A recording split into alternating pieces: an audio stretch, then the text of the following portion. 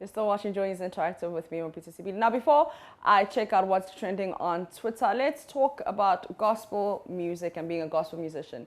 Venturing into that industry, is it a calling or a business? Well, let's hear from gospel musician Celestine Donkor, who says it's a fusion of both. The big Celestine Donkor, the world loves so much. So what is wrong with giving a little back to the church and not really expecting anything in return? Okay, so you guys have consistently used the church, but I think there are fractions.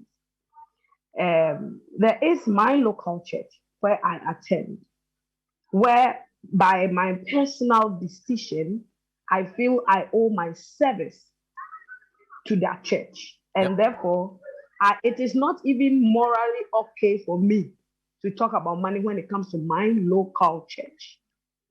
Even if I put aside whatever investment they have done in my life, whatever they have opportunities they've given me, I think it's a personal decision an artist must take, that where you serve as a local church is your seat. That is my perception. And so that is a different, level altogether. But when we are talking of the church as regards to the national or the global church in reception to gospel artists, that is also a different ballgame together. Because I don't know why it's hard for people to confidently say that the church is our market space. You see, I think that the gospel music industry is like a coin. It has two sides.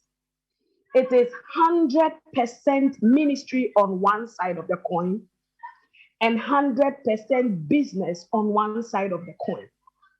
Anybody who thinks that you can operate on one side, which is ministry, without the other business side, is not in for a serious place in the industry.